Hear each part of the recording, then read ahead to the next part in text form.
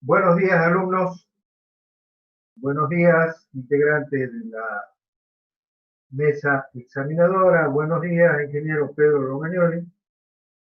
Vamos a dar el inicio de la defensa del proyecto final de la carrera de Ingeniería Civil.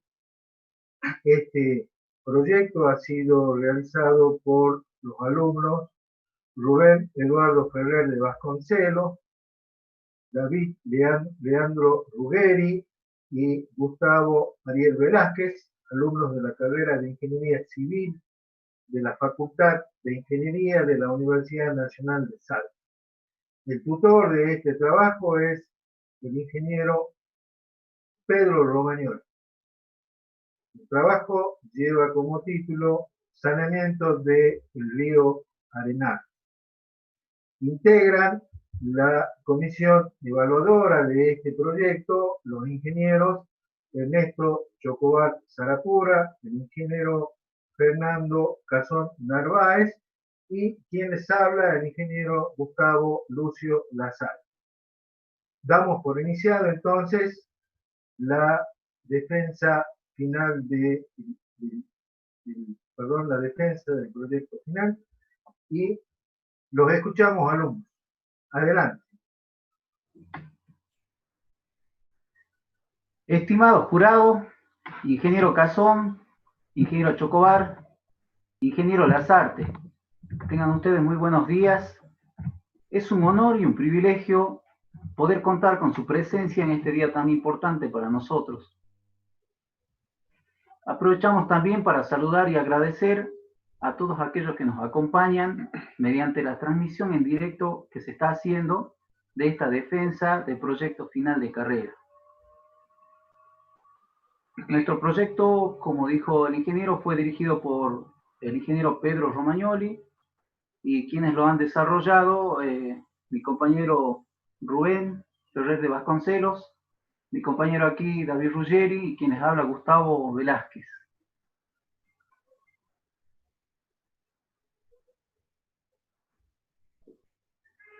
Este proyecto se titula Saneamiento del río Arenales. Durante nuestra formación profesional como ingenieros, hemos sido educados y capacitados para observar, diseñar y desarrollar soluciones tecnológicas a necesidades sociales. Vamos a sumergirnos un poco en una problemática de contaminación que atraviesa una de nuestras reservas naturales más importantes en la ciudad de Salta, el río Arenales. Se encuentra ubicado a tan solo 20 cuadras hacia el sur de la plaza principal de la capital. Tenemos nuestro río, el cual atraviesa la ciudad en dirección y sentido oeste-este, recorriendo 7 puentes. El primero se encuentra a la altura del barrio Solís Pizarro, el segundo a la altura del barrio Santa Lucía, el tercero a la altura de Avenida Paraguay, el cuarto pasa por Avenida Chile, el quinto pasa por calle Polonia, en circunstancias del barrio Seferino, el sexto pasa por Avenida Monseñor Tabela y el séptimo puente pasa por Avenida Hipólito Yrigoyen. Nuestro río, vuelve atrás, por favor. Como decía, nuestro río ha pasado por épocas buenas y malas, hablando en términos de contaminación ambiental. En la actualidad podemos ver que este río tiene una carga importante de contaminación, principalmente por vuelcos de líquidos cloacales sin tratamiento. A lo largo del mismo hemos identificado varios puntos de descargas directas, los cuales han contaminado el cauce, rompiendo el equilibrio del ecosistema circundante, al punto de eliminar la fauna ictícola, además de reducir los niveles de salubridad, afectando a todas las comunidades próximas a las riberas. Y de allí que nuestro proyecto tiene como foco principal el saneamiento del río Arenales, mediante un conjunto de obras, técnicas y dispositivos encaminados a establecer mejoras y garantizar el mantenimiento de las condiciones sanitarias del mismo. Aquí podemos decir en resumen Lo que nuestro proyecto busca es realizar la integración del río Arenales al paisaje urbano y la creación de un parque natural a lo largo de las riberas, mediante obras de saneamiento que permitan que el mismo deje de ser considerado como una cicatriz paisajística, mitigando de esta manera los problemas causados en la población por la contaminación ambiental. Para el desarrollo de este proyecto nos propusimos 3 objetivos principales. Objetivo 1, que la obra civil en sí cumpla con su función de saneamiento del río Arenales, eliminando los vuelcos crudos. Objetivo 2, disminuir los impactos socioambientales negativos. Mejoramos de esta manera la calidad de vida de las personas. Y objetivo 3, lograr que la obra emplazada para este fin sea segura y duradera, de manera de no volver a la situación.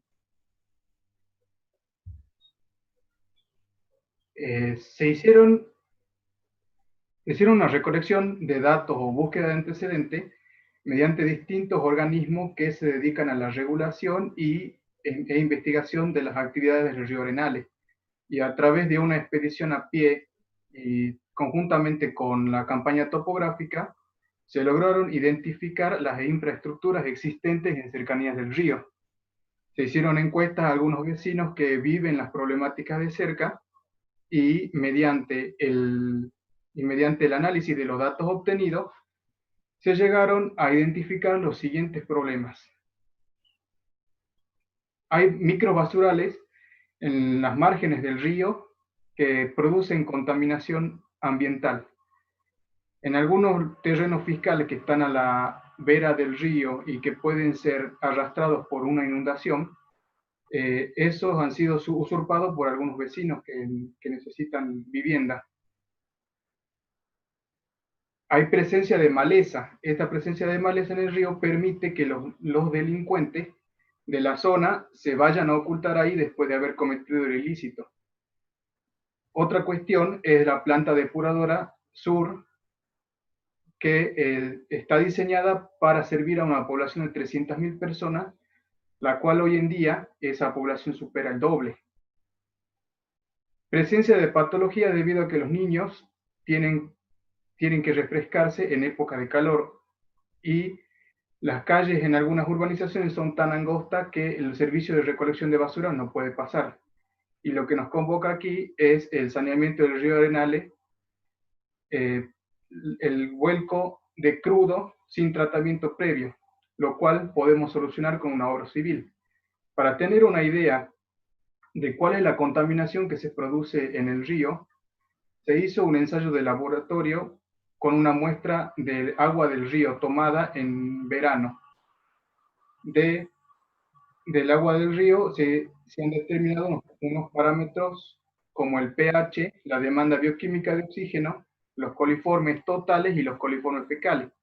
Se puede ver que estos son los valores obtenidos y esos valores obtenidos superan ampliamente, especialmente los coliformes fecales, superan ampliamente a los permitidos, a los máximos permitidos por la ordenanza municipal y la resolución provincial. Podemos decir que la problemática que atraviesa el río Arenales no es algo reciente. Allá, por el año 2014, la Secretaría de Recursos Hídricos presentaba un plan integral de recuperación del río Arenales, que comprendía varios puntos, como soluciones propuestas, de las cuales algunas pudieron concretarse y otras no, entre las cuales tenemos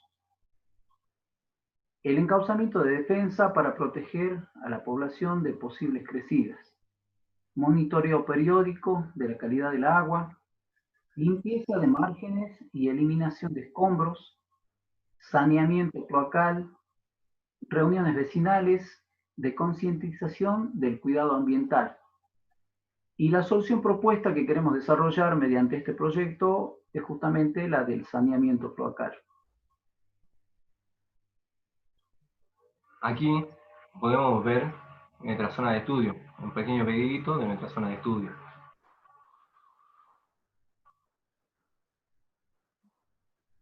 Que tenemos nuestra zona de estudio, que va desde el puente Romero hasta el puente de Avenida Paraguay, existen 3 puntos importantes de vuelco crudo de los líquidos cloacales que descargan en el río Arenales. El primero, el que es llamado Espilla de Avenida Costanera. El segundo, en la cancha de Villa Unidad. Y por último, la descarga de la estación de bombeo Esperanza.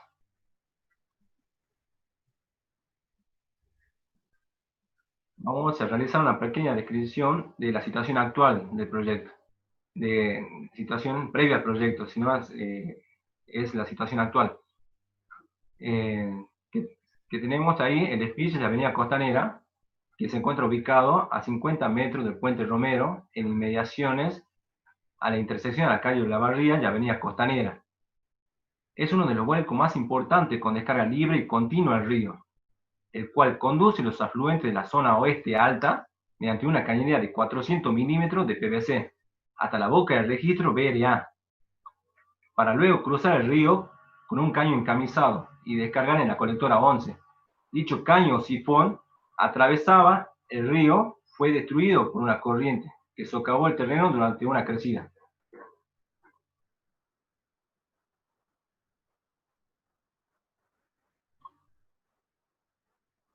El punto de descarga de la estación de bombeo, del bombeo Esperanza, ubicado en la calle 10 de octubre y avenida Costanera, recoge los afluentes de Villa Unidad y los impulsa hacia la colectora máxima número 3.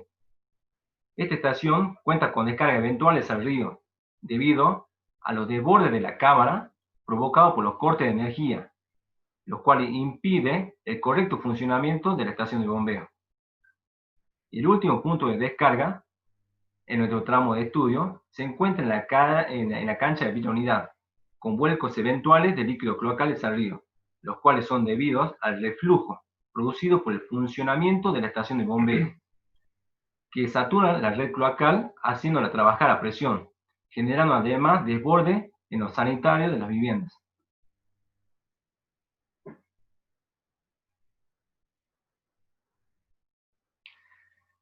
En virtud de dar una solución a este problema de vertido de líquidos cloacales en el río, y mediante un análisis de las posibilidades, se ha determinado una solución ingenieril que podrá desviar los afluentes de estos puntos para así llevarlo a la planta de tratamiento existente en zona sur, la cual se encuentra actualmente en proyecto de ampliación para poder servir a más población. La obra a realizarse consiste a continuar la cañería de 400 milímetros desde la boca del registro BRA por el margen norte del río, hasta llegar a la estación de bombeo Esperanza, la cual esta estación será eliminada y reemplazada por una boca de registro BRG, que recibirá los afluentes que vienen de la zona oeste alta más los afluentes del barrio Villa Unidad.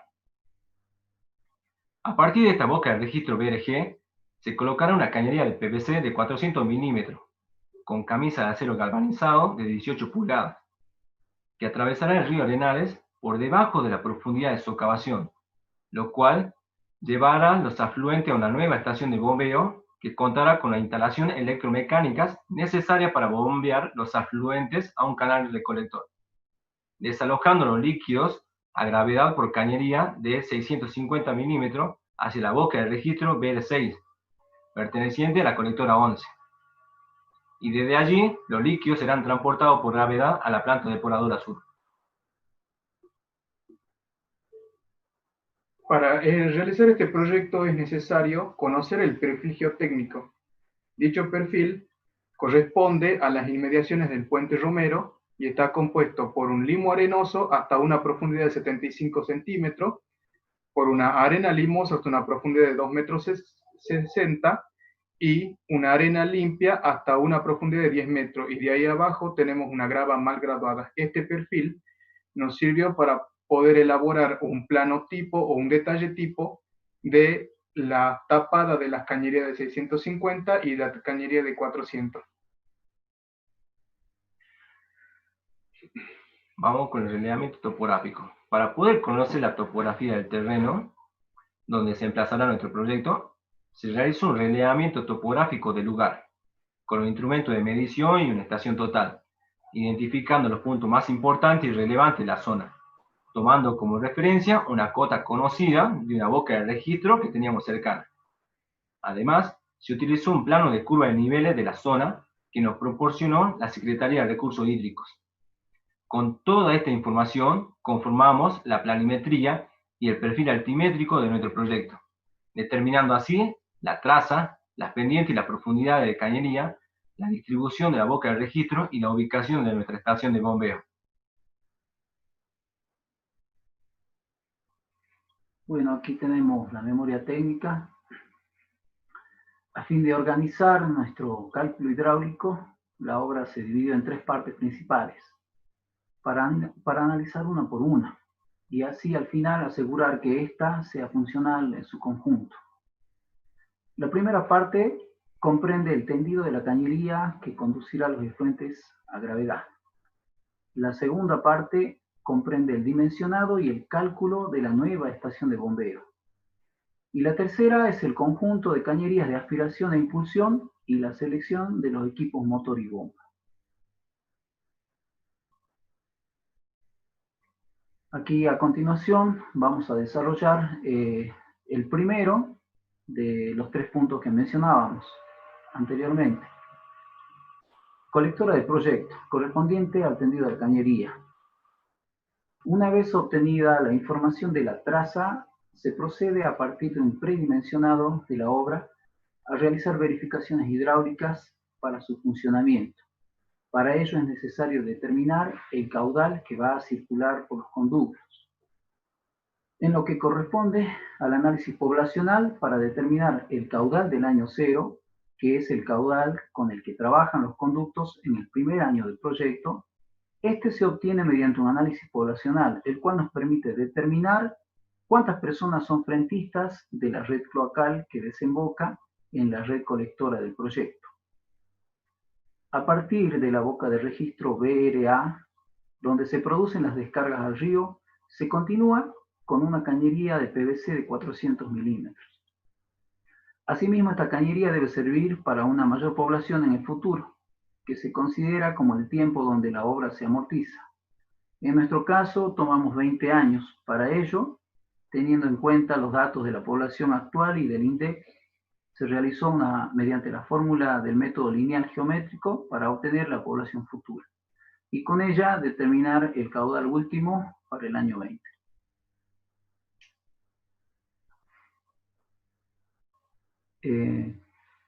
En cuanto a la verificación de la autolimpieza, podemos decir que para desalojar los efluentes por gravedad es necesario que la cañería lleve una pendiente que se pueda verificar que arrastre las partículas sólidas. Para ello se tienen que verificar dos criterios fundamentales, en donde si verifica uno de ellos, ya no es necesario verificar el otro. El primero es el criterio de la fuerza tractriz o fuerza atractiva, la cual se calcula teniendo en cuenta el caudal máximo del año cero. Con ese valor se adopta una pendiente del 3 por 1000 en la cañería de PVC de 400 milímetros, sabiendo el tipo de material y que el líquido que va a circular es agua, obtenemos el valor del mismo para cada tramo. Finalmente verificamos que en cada tramo la fuerza tractriz sea mayor a 0,1 kilogramos por metro cuadrado, mediante el empleo de la fórmula que tenemos aquí. Para nuestro caso, la fuerza tractriz mínima, luego de analizar todos los tramos, corresponde a un valor de 0,363 kilogramos por metro cuadrado, con lo cual concluimos que verifica para todos los tramos del proyecto. Y de este modo ya no es necesario verificar el otro criterio, debido a que una fórmula lleva a la otra y se puede decir que las dimensiones adoptadas para el proyecto son hidráulicamente factibles y por lo tanto arrastrará los sólidos sin problemas. De igual modo, allí tenemos el otro criterio de la velocidad de autolimpieza, donde se usa el caudal máximo del año 20 de diseño en este caso. Y se debe verificar que la velocidad de arrastre de las partículas sea mayor a 0,6 metros sobre segundo, a través de la fórmula que tenemos allí. Y de igual manera, si verifica este criterio, ya no es necesario verificar el otro.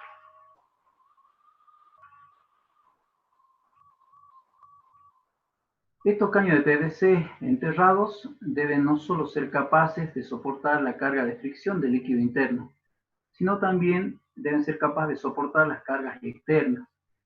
Y de este modo tenemos dos cargas que analizar. Uno, la carga del relleno circundante, por un lado, y dos, la carga de tránsito de los vehículos, por otro lado. Ambas cargas generan una deflexión vertical que se ilustra en la figura, la cual debe verificarse junto con el pandeo para corregir el espesor de la cañería. Para poder determinar la carga del relleno, se emplea la ecuación de Marston.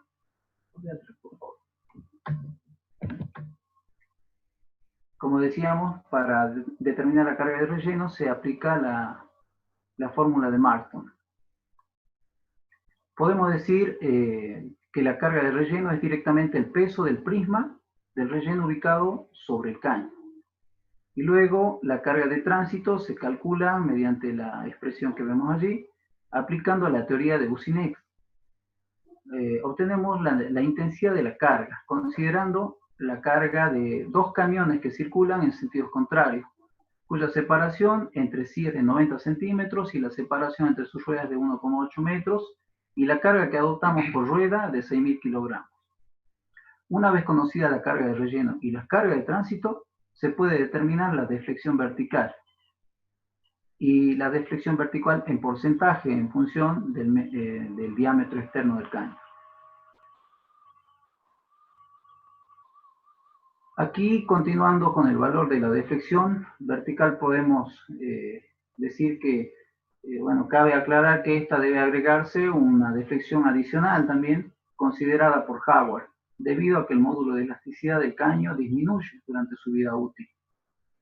Finalmente, verificamos que la deflexión porcentual más la adicional no supere el 5%.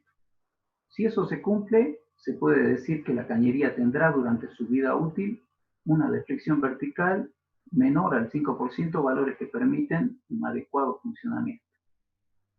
Luego de haber verificado la estructura del caño de proyecto, resta la verificación en obra. Cuando colocamos la cañería, debemos controlar que la deflexión del caño, cuando la zanja ya está tapada, no supere el 3%. Esta no deberá superar el 3% del diámetro de la cañería en el momento del ensayo, ya que el valor calculado del 5% corresponde a largo plazo. Para controlar este 3% se utiliza habitualmente un tapón, cuyo diámetro es del 97% del diámetro interno. Se hace pasar por toda la cañería. Si la cañería tiene deflexiones entre el 3% y el 8%, la cañería puede retirarse y volver a instalarse si el estado lo permite, pero con una mayor compactación para poder evaluarlo nuevamente. Si no supera esta segunda evaluación, o en la primera la deflexión es mayor al 8%, la cañería deberá ser reemplazada.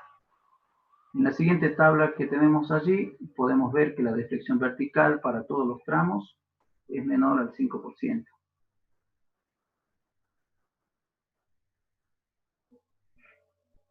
Debido a que las cañerías instaladas superan el diámetro de 300 milímetros, existe una norma, la norma agua, que recomienda la verificación del pandeo. Para esta verificación calculamos la carga admisible de pandeo según la fórmula de Lussier. Mientras que la carga de tránsito más la carga de relleno me permiten determinar la carga de pandeo en todos los tramos estudiados, los cuales observamos en la tabla que en ningún tramo superan a la carga admisible de pandeo, salvo en el tramo en que la cañería atraviesa el río, que es el tramo BRG-BRH. Podemos observar que los valores están muy cercanos, con un coeficiente de seguridad de 1,003, el cual me indica que con un pequeño incremento de carga, la cañería podría fallar. Y para solucionar esto, reforzamos la cañería con una camisa de acero galvanizado, que la protege para mayor seguridad. Hay un estudio previo que se hizo antes de realizar la profundidad de socavación. Este estudio es el estudio granulométrico para determinar el diámetro medio. Para ello se tuvo que tomar una muestra de los materiales del suelo mediante una excavación de una calicata. En las imágenes podemos ver en el trabajo realizado con mis compañeros, se tomó una muestra, se la llevó al laboratorio de geotecnia de la Universidad Nacional de Salta para el ensayo. Allí se realizó el ensayo de granulometría y también ahí en las imágenes podemos ver los retenidos de los tamices normalizados para el estudio y así determinar la curva granulométrica correspondiente, resultando así un diámetro medio igual a 38,24 milímetros. Debido a que este tramo de cañería pasa por debajo del lecho del río, se debe prevenir que sea arrastrada por una corriente de crecida, lo cual provocaría que se vuelva a la situación anterior de vuelco directo al río. Para ello se propuso una solución que consiste en enterrar la cañería por debajo de una posible profundidad de socavación. En la gráfica podemos observar un perfil antes de la socavación y un perfil después de la socavación. Para este cálculo de socavación se utiliza el método de Lish-Van-de-Vedier, debido a que permite el cálculo de la socavación general del cauce durante crecientes independientemente de la existencia de un puente. El método de Lish-Van-de-Vedier contempla dos fórmulas, dependiendo del tipo de suelo. Una para suelo granular y una para suelos cohesivos. En nuestro caso, utilizamos la fórmula para suelos granulares debido al diámetro medio que calculamos de 38,24 milímetros que habíamos calculado en el estudio granulométrico. Finalmente, se determina que en la sección de estudio la socavación máxima es de 3,84 metros por debajo del lecho del río. Por lo tanto, la cañería encamisada se enterrará a una profundidad de 4 metros para asegurar que una corriente de crecida no lo arrastre.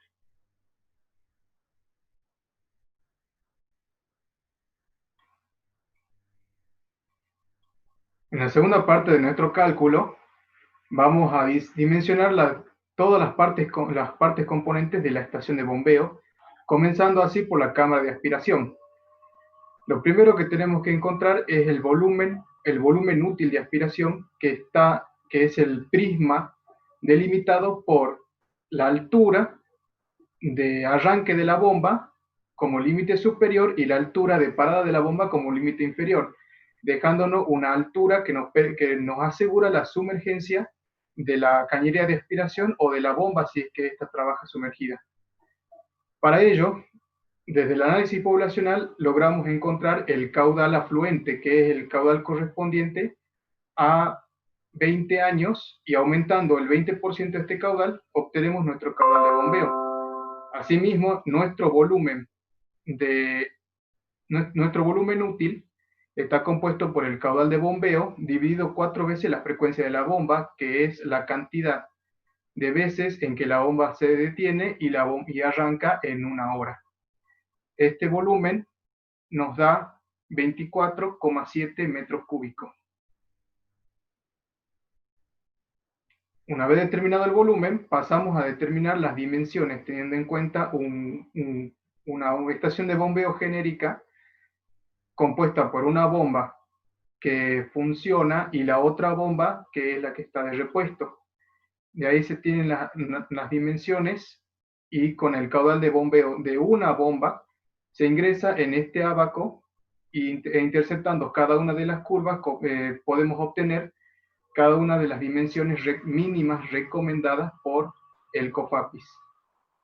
Una vez obtenidas estas dimensiones, se calcula el área de fondo y con el volumen podemos obtener la altura útil. Esta es nuestra estación de bombeo. Acá se puede ver cada una de las dimensiones señaladas anteriormente y al costado el valor de esas dimensiones, y se puede ver que las dimensiones cumplen con las condiciones mínimas recomendadas. Las bombas tienen un nexo entre la estación de bombeo y la cañería de 650 milímetros que lleva a la colectora 11. Tenemos un nexo que es un canal recolector. Obviamente el canal de arriba es un canal pluvial. Ese canal recolector también se lo tiene que dimensionar proponiendo un ancho de fondo de 70 centímetros. Vamos a verificar con la fórmula de Manning y derivando respecto de la altura. Verificamos que la altura máxima durante el tiempo de vida útil nos va a dejar con, o sea, no va a saturar el canal. Después tenemos, antes de la cámara de aspiración, tenemos la cámara de reja. En la cámara de rejas ponemos una reja mediana con limpieza manual, que también se tiene que verificar. Y ponemos una compuerta de hierro fundido. Esta compuerta de hierro fundido se iza por poleas.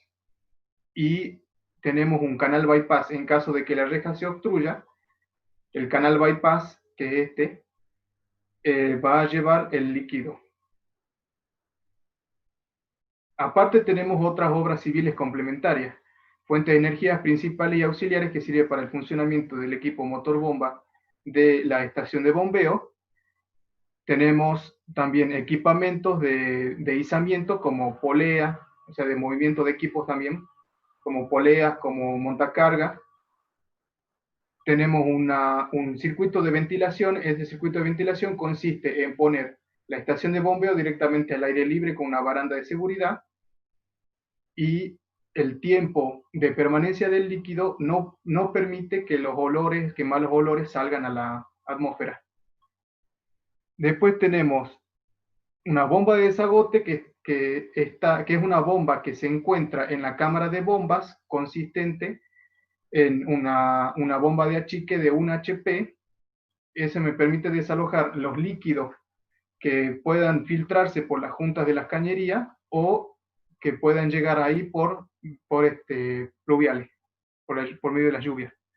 Y después tenemos unos circuitos auxiliares de agua que consisten en agua potable para la limpieza de la estación de bombeo y agua para el consumo de la gente que trabaja ahí. Aparte, como es una estructura de tabiques, la estación de bombeo propiamente dicha, se ponen unos tabiques principales de 25 centímetros. Las losas superiores son de 15 centímetros, las plateas de fondo de 36 centímetros, y los tabiques secundarios, que son aquellos tabiques que no están en contacto con el suelo o no es divisoria entre dos cámaras, de 5 algunos y otros de 10 centímetros. Ese sería un predimensionado, y como primera aproximación nosotros vamos a poner en los tabiques una cuantía inicial de 30,5 kilogramos de acero por cada metro cúbico en los tabiques, y en las plateas y la losa de 64,1 kilogramos de acero por metro cúbico.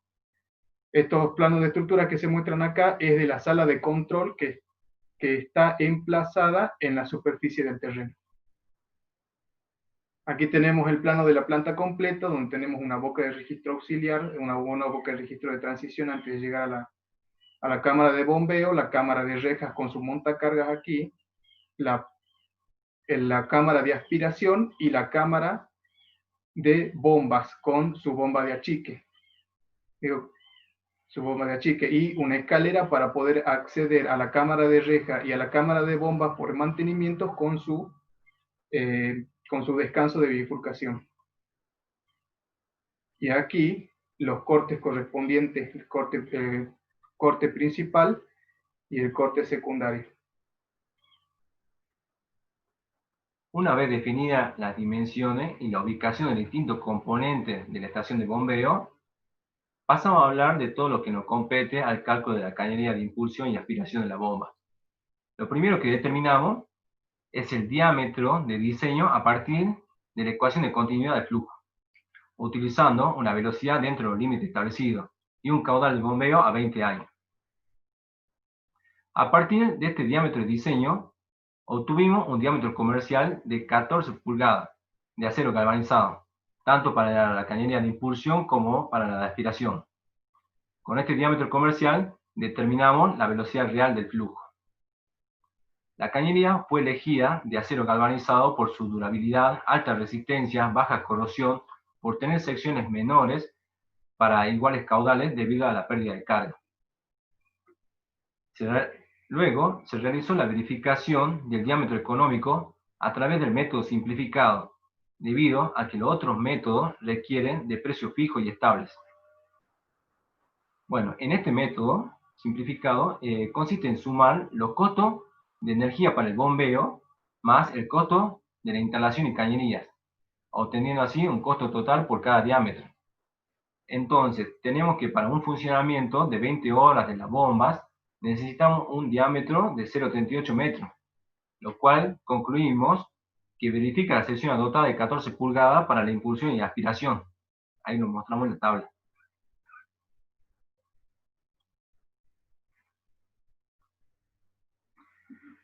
El golpe de ariete es una variación de la presión a raíz de la transformación de energía en movimiento a energía potencial. El mismo ocurre generalmente en la maniobra de cierre de válvula y en la cañería de impulsión ante el detenimiento de la bomba. Es importante determinarlo para evitar la ruptura de la cañería por sobrepresión. En nuestro proyecto no lo tenemos en cuenta porque la conducción es muy corta y porque los valores de sobrepresión y celeridad son despreciables. Luego tenemos los accesorios de las instalaciones, en la instalación de impulsión y la instalación de aspiración. Tanto en la cañería de impulsión tenemos, por ejemplo, la cañería de acero galvanizado, las uniones, las reducciones, válvulas de retención, las válvulas de seccionamiento, codos y curvas, juntas especiales, válvulas de escape de aire y los desagües de cañería de impulsión. En la instalación de aspiración tenemos las rejillas, las campanas de succión, las tuberías de aspiración, las válvulas de retención, codos, uniones, juntas especiales, reducción y dispositivos de cebado.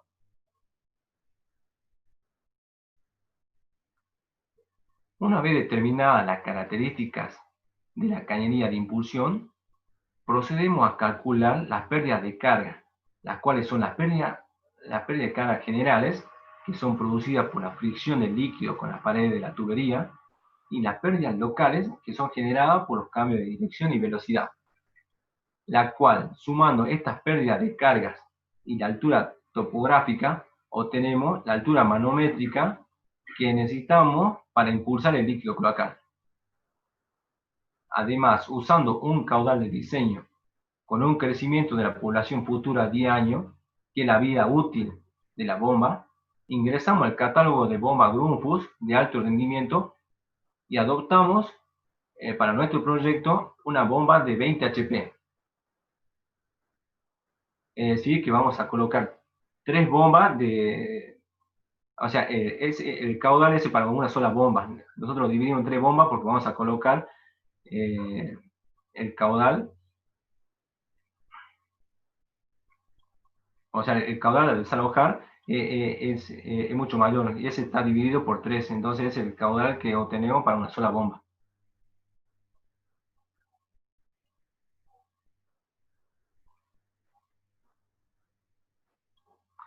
Ahora pasamos al estudio económico. La forma de contratación del proyecto es realizado por ajuste alzado. Es decir, que el precio se fija por adelantado y no puede variarse el mismo, aunque se produzca un aumento o disminución en el precio de mano de obra o materiales. Y la medición para la certificación se realiza por estimación porcentual del avance de obra. El cómputo fue realizado sobre el plano del proyecto, determinando las cantidades de los materiales a utilizar para poder realizar el presupuesto. El presupuesto, que es poner el precio a un trabajo terminado, se determinó por análisis de precio, utilizando como precio base el listado de precios de la Unidad Central de Contrataciones de la provincia de Salta, a noviembre del 2019.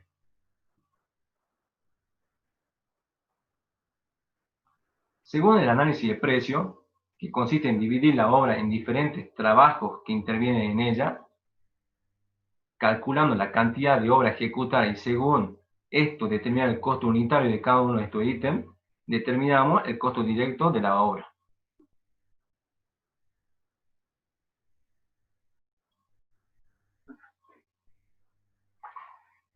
Luego, del costo directo sumamos los costos indirectos, que son los costos generales, más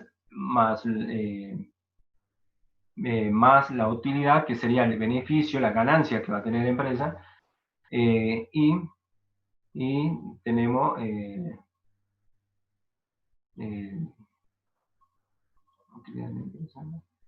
bueno, y el costo y los costos financieros. Con eso obtenemos el precio final de la obra. El precio final sin IVA sería 56 millones. El precio total con IVA nos da un total de 67.907.666.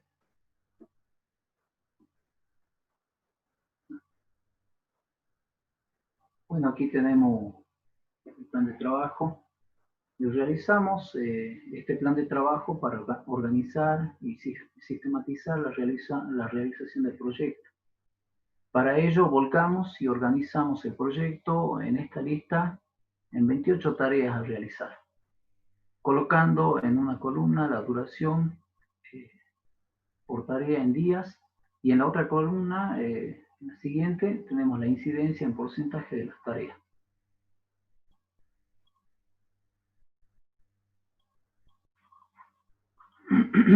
La programación la realizamos mediante diagrama de Gantt.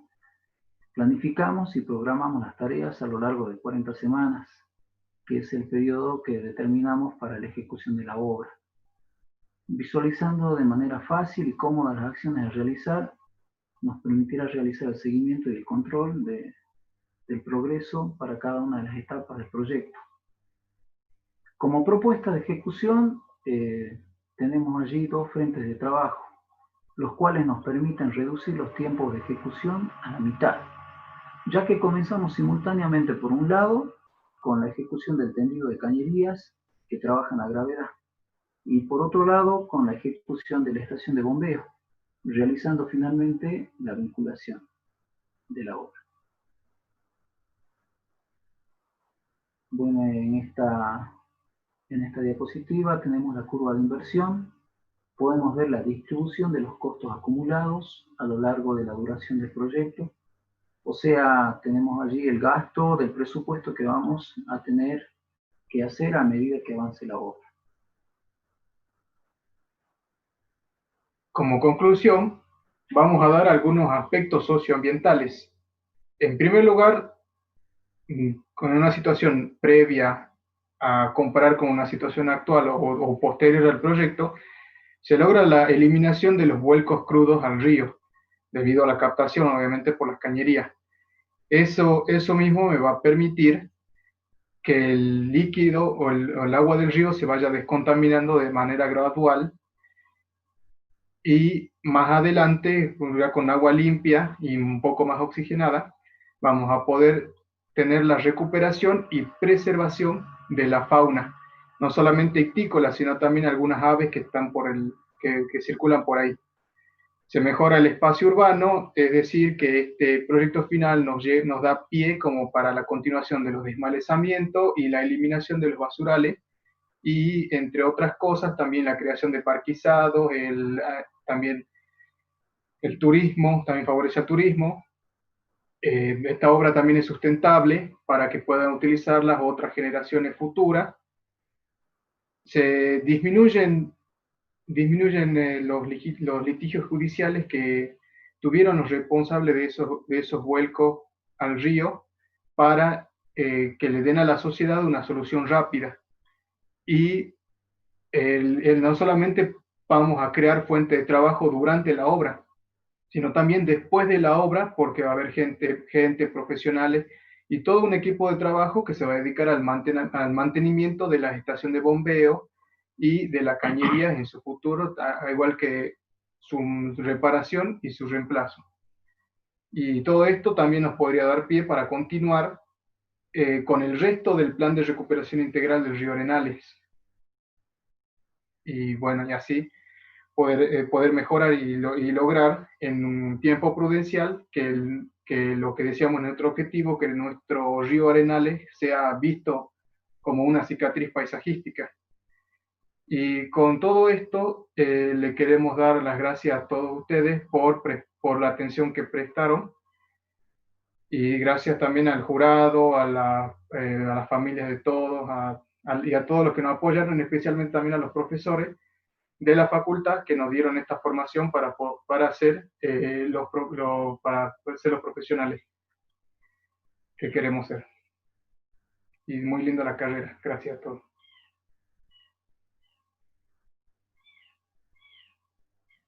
Bueno,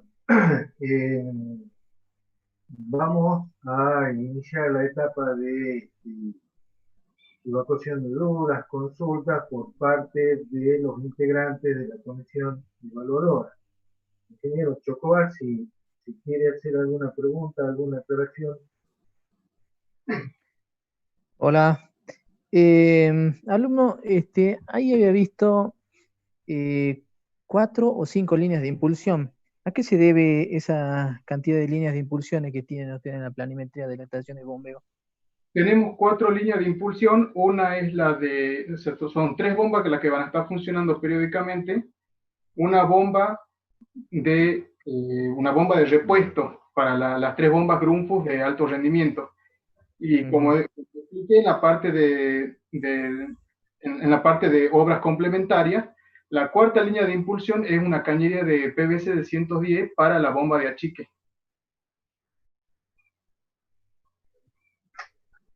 O sea, van a tener 3 líneas en pleno funcionamiento para los 300 metros cúbicos por hora que tienen ustedes de caudal calculado. No, ese caudal es de una bomba. Es de una sola bomba. De una sola bomba. ¿Y ese es el caudal total que ustedes tienen que evacuar? No, ese es una sola bomba, ese ya está dividido por 3. Ajá. Y o sea, permanentemente van a funcionar, nunca van a tener una en stand-by. O Y una sea, de ellas, o sea, sí o sí, si las 3, a ver si entiendo. Si ustedes me dicen que las 3 tienen que funcionar, es conveniente que coloquemos una que en stand-by, por las dudas, alguna tenga que entrar en reparación, entonces siempre tenemos una línea más. sí, No sé si me explico. Sí, por eso son 5 líneas. Tenemos 3 que funcionan, una que está en stand-by, y tenemos la de achique. Bárbaro. Entonces tienen 4 líneas. Eso Sí. no vi en el plano que pasó medio rápido. 4 líneas, una en stand-by y 3 siempre funcionando. Bien. Perfecto, perfecto. Bien, una preguntita, ¿a qué se referían ese sistema de cebado? Una de esas dijeron que hay unas líneas que en las bombas tenían cebado. ¿Las bombas en dónde están alojadas? No vi el corte, no se veía muy bien, disculpen chicos. Eso es algo que no es del lado de las bombas. Acá en este caso las bombas o sea, no están sumergidas. La cañería de aspiración está sumergida y ahí nomás está la bomba. O sea, la bomba está por debajo de la altura mínima de sumergencia, por así decirlo. Entonces, este dispositivo de cebado no nos hace falta. Ah, claro, por eso justamente es la observación. No es necesario colocar un sistema de cebado porque están abajo alojadas, ¿no es cierto? Las bombas de ustedes. Sí. Bárbaro. Y después, como última observación, es el tema de el emplazamiento de la estación de bombeo, que hay que preverle un sistema de desodorización para eliminar o mitigar los olores y para eliminar y mitigar lo que es el ruido. Dicho de paso, esto también hay que ver cuando la obra se concrete en un futuro, también hacer el estudio de impacto ambiental, que es sumamente importante para una estación de bombeo acá. Sí, eso lo vimos con el tiempo de permanencia. Todo eso lo hemos consultado al ingeniero Franco. Bien. Nos ha dicho que se puede poner Perfecto. al aire que tenemos la baranda de seguridad. Pero no. Bien. Bueno, esas son las dudas. Gracias, chicos. Después todo bien desde el punto de vista técnico. Ingeniero Cazón, ¿alguna aclaración que necesite por parte de los alumnos?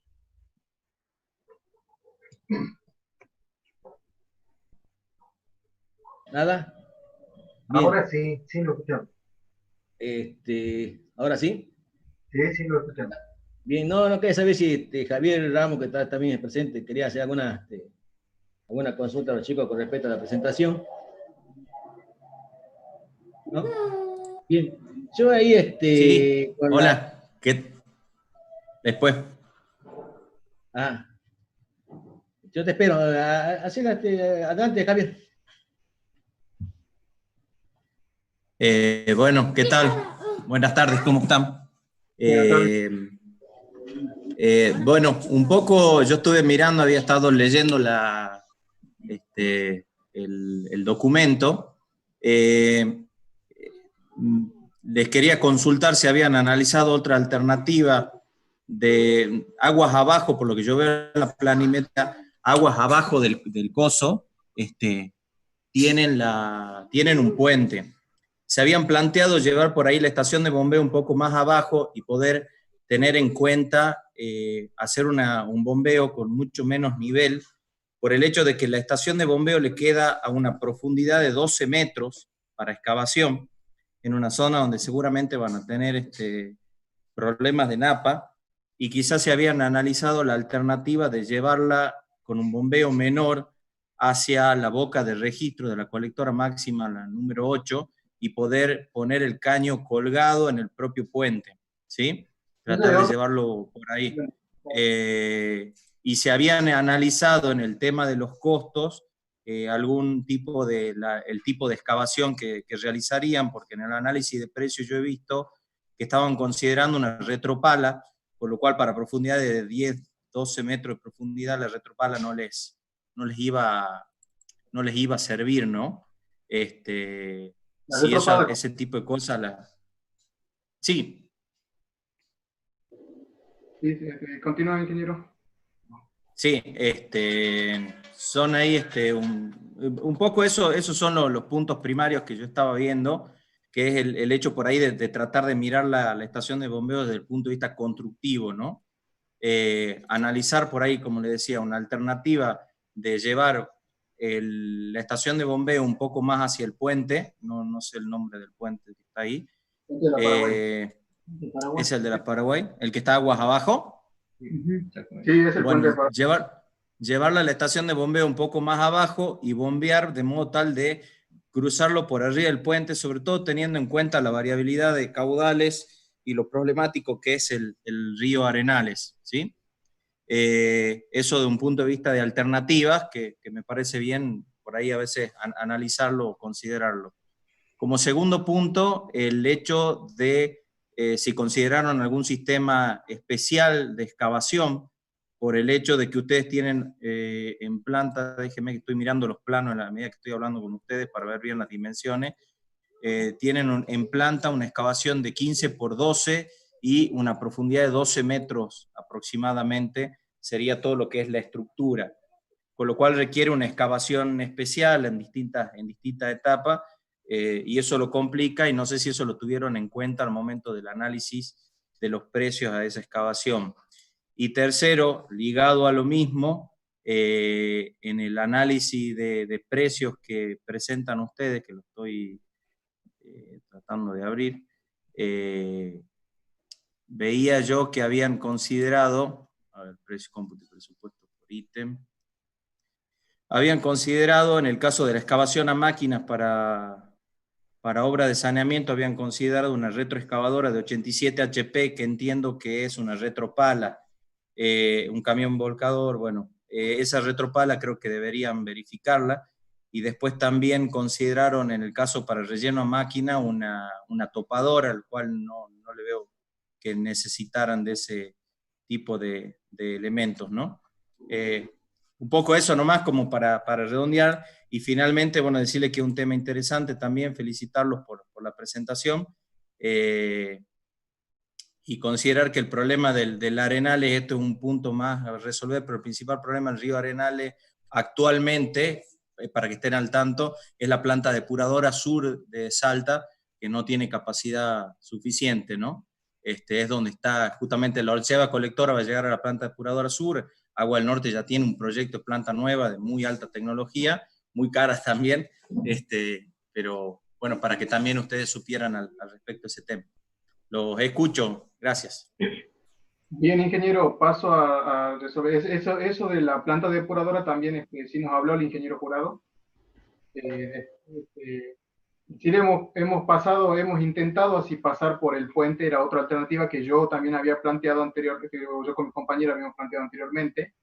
pasar por el puente. El tema que nos complica ahí es la disponibilidad de terreno para emplazar la estación de bombeo o para empalmar la cañería, porque todo eso ya está pavimentado, ya está urbanizado, está lleno de concesionarias, todo. Y justo por esa parte, no sé si ha visto que nosotros también lo pasamos en diagonal a la cañería, no la pasamos directamente. ¿Ha visto? Es por el tema de la disponibilidad de boca de registro en la colectora 11. Perfecto. Y la estación de bombeo obviamente es muy grande, muy profunda, por el hecho de que pasamos por debajo de la profundidad de socavación. Colocamos una camisa de acero y no un bloque de hormigón.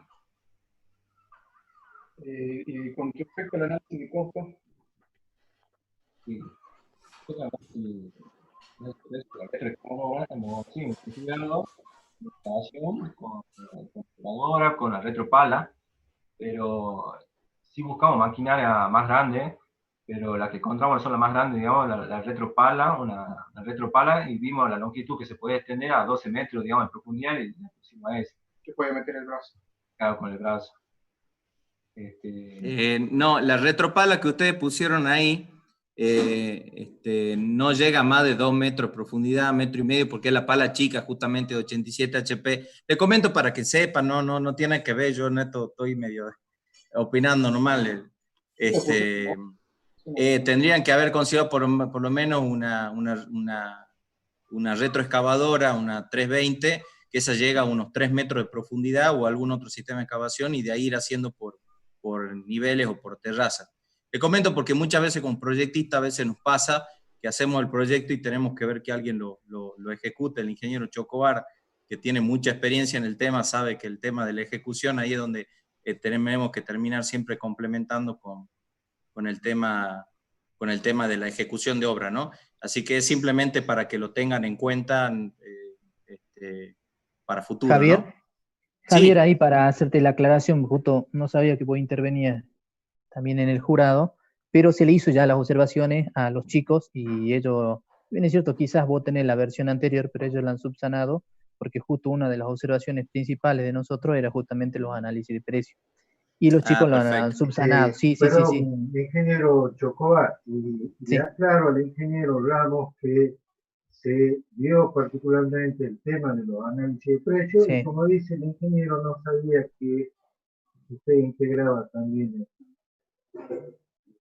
jurado. Pero es válida la observación, pero está subsanada, Inge. Se escuchó atentamente su observación. Bueno, muchas gracias, ¿no? Hasta luego. Bien, listo. Bien, Gustavo. Sí. Y yo creo que en la medida que han ido exponiendo tanto Javier como Ernesto, todas las cuestiones que tenía yo acá pendientes han sido salvadas. Y la única que me quedó acá en blanco es esta de la verificación estructural de la cañería. Ya hablaba en estación, digamos, en estado lleno, ¿sí? Con todas las verificaciones en obra, y no hicieron nada con referencia a la verificación en vacío. ¿Qué sucede, digamos, con la cañería en vacío? Y en tren de carga, etcétera. Esa es una que me queda pendiente de todas las cosas que hemos visto. El tema de los cortes, bueno, ya está más claro. El tema de las líneas de impulsión, bien lo aclararon los chicos. El tema, digamos, que no han mostrado ahí, cosas que lo han hecho, el tema de la amortización de equipo, digamos, dentro de su presupuesto.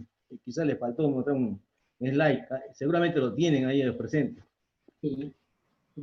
Y lo último, bueno, serían las medidas de higiene y seguridad del trabajo durante la obra, que ellos eventualmente no lo han volcado, pero seguro que lo tenían en su trabajo. ¿Sí? Seguridad del trabajo. Más que nada, eso lo volcamos en la parte de cómputo y presupuesto, pero ¿qué tuvimos como medida de higiene y seguridad del trabajo? Como parte colectiva, tenemos lo que es el cerco del perimetral de la obra. Ahí estamos encerrando lo que es el peligro. Luego tenemos el entibamiento de la zanja, la entibación de la zanja, como son zanja angosta. Ahí le ponemos la entibación para que los obreros no terminen enterrados. Y también en la distancia segura, cuando estamos usando la retroexcavadora, aparte también indirectamente, teniendo en cuenta que cada obrero tendría que utilizar los correspondientes EPP, elementos de protección personal.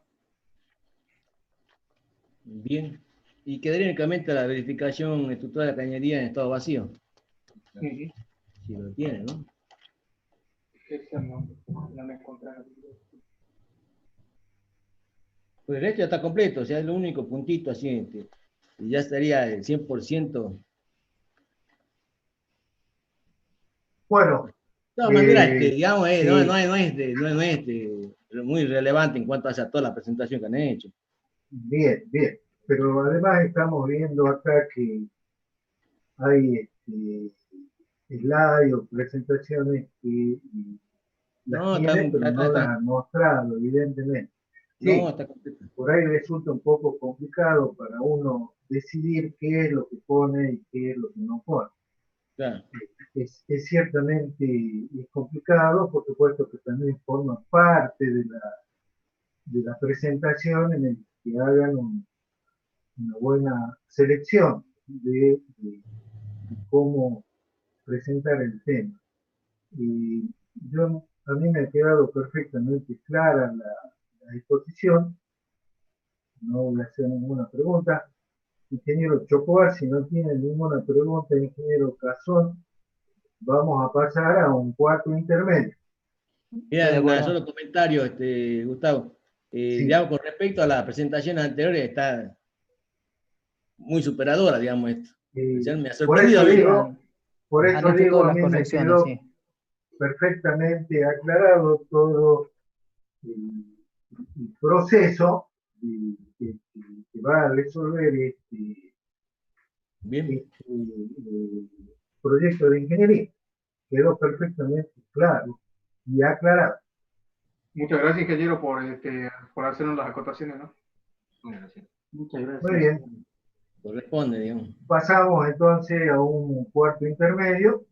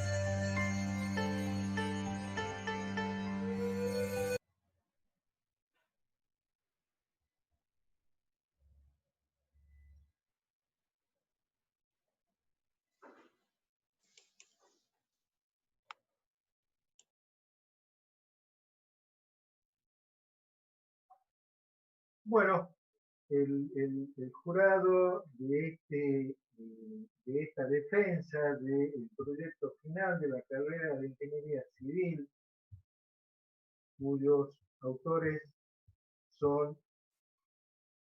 y ya lo puedo decir, los ingenieros Rubén Eduardo Ferrer de Vasconcelos, David Leandro Ruggeri, Gustavo Ariel Velázquez. Muchísimas felicitaciones. Y quiero decir, cuando comenzaron la exposición de este proyecto final, dijeron que para ustedes era un momento muy especial en sus vidas. Quiero decir que no solamente para ustedes este momento es especial. También es especial para los docentes que han participado en la formación de ustedes. Es especial también para la Facultad de Ingeniería, es especial para la universidad, porque esto es un momento institucional muy importante donde culmina para la facultad y para la universidad una etapa en la formación de ustedes como ingenieros. Así que bienvenidos a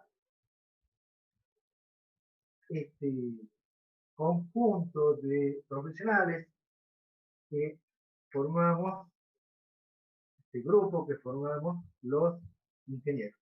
Muchísimas felicitaciones a ustedes, a la familia que los apoyó en todo momento. Así que, nuevamente, muchísimas felicidades.